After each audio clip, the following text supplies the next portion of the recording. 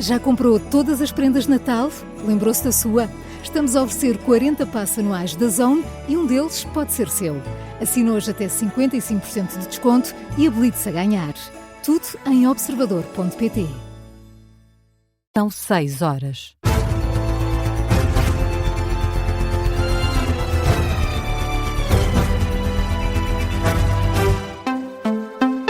As notícias com Miguel Gato. André Ventura lidera nas intenções de voto na primeira volta das presidenciais, segundo a mais recente sondagem da Aximas para o Diário de Notícias. O candidato apoiado pelo Chega é o preferido dos portugueses, com 19,1%, mas a luta está muito acesa. Luís Marques Mendes aparece no segundo lugar, com 18,2%. Quem deixa pique neste barómetro é Henrique Gouveia Melo. O candidato independente aparece no terceiro lugar, com 17,5% das intenções de voto. No mês passado reunia quase 25%. No entanto, André Ventura, Luís Marques Mendes e Gouveia Melo estão em empate técnico, já que a margem de erro desta sondagem é de 4%. Fora do pódio aparece João Coutinho de Figueiredo, que reúne 10,5% das intenções de voto, ultrapassa António José Seguro, que está no quinto lugar com 9,6%. À esquerda, Catarina Martins é candidata preferida, com 5,9% das intenções de voto.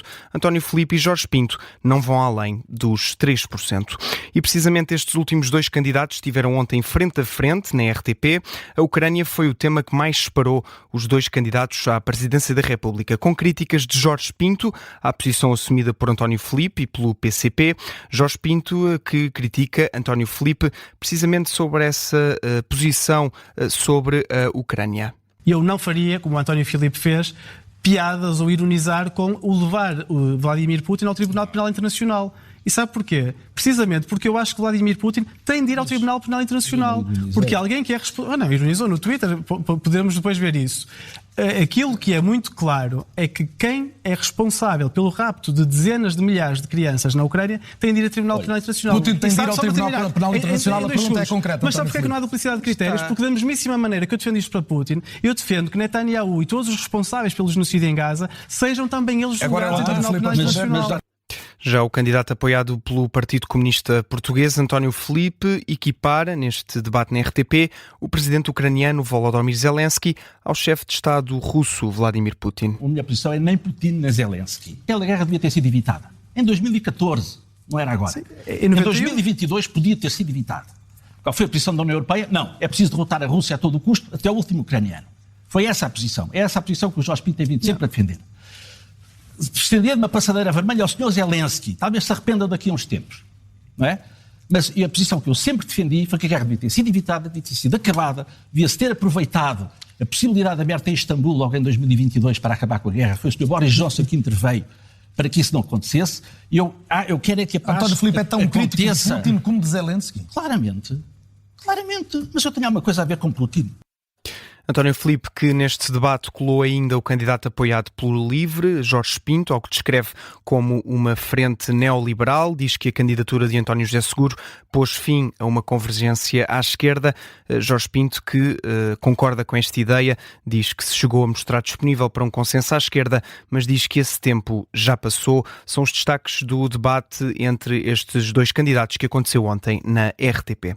A Ministra da Saúde alerta que as próximas 8 semanas vão ser exigentes no Serviço Nacional de Saúde, isto por causa do impacto da epidemia da gripe, que terá o pico mais cedo do que o habitual. Numa conferência de imprensa, juntamente com o diretor executivo do SNS e também a diretora-geral da Saúde, Ana Paula Martins garante, no entanto, que os hospitais têm planos de contingência preparados, pede um esforço coletivo para impedir um aumento de pressão sobre o SNS, mas chega a avisar também que podem ser tomadas medidas urgentes para responder a um excesso de afluência às urgências, como, por exemplo, a suspensão das cirurgias não urgentes. Sempre que atingirmos uma pressão significativa nos serviços de urgência, sejamos obrigados a parar a atividade cirúrgica, mantendo sempre as cirurgias urgentes e as cirurgias oncológicas, como é natural.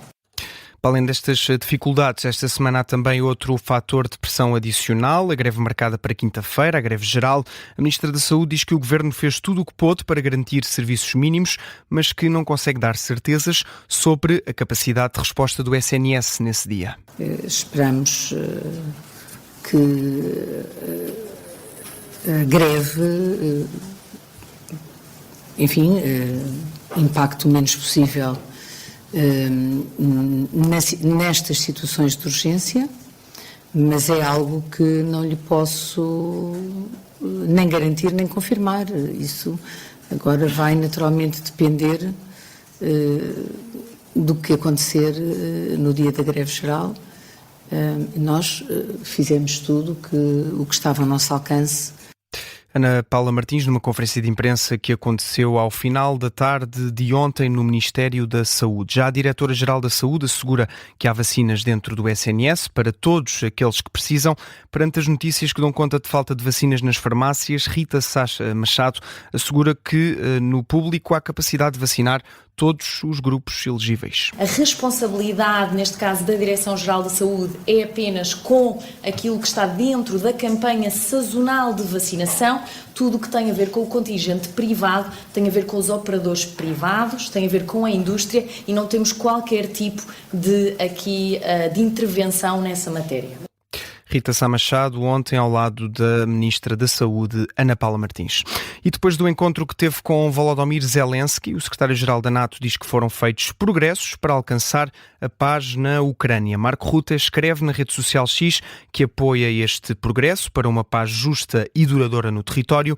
Quem também reagiu foi a Presidente da Comissão Europeia, Ursula von der Leyen, e também o Presidente do Conselho Europeu, António Costa, que numa declaração conjunta dizem que, enquanto as negociações prosseguem, estão sempre ao lado da Ucrânia. Costa e von der Leyen acrescentam que a soberania da Ucrânia deve ser respeitada, bem como a segurança a longo prazo, que é a primeira linha de defesa da União Europeia. Depois deste encontro, o Presidente da Ucrânia diz que foi um encontro proveitoso, produtivo e que informou os líderes europeus e da NATO sobre as conversações com os Estados Unidos da América para um plano de paz com a Rússia. Antes destes encontros, Volodymyr Zelensky esteve em Londres para uma reunião com Keir Starmer, Emmanuel Macron e também o chanceler alemão Friedrich Merz.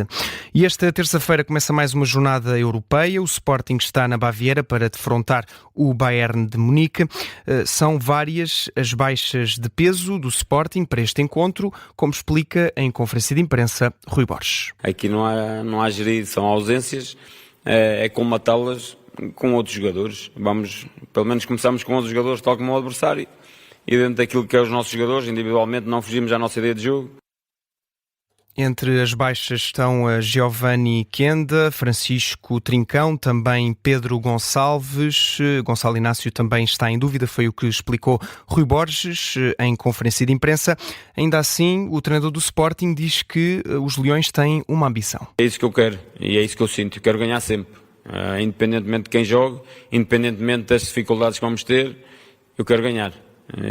E vou fazer tudo para ganhar. Posso não conseguir, mas isso, meus amigos, isso não há nenhum ganho sempre. Por isso, agora quero ganhar.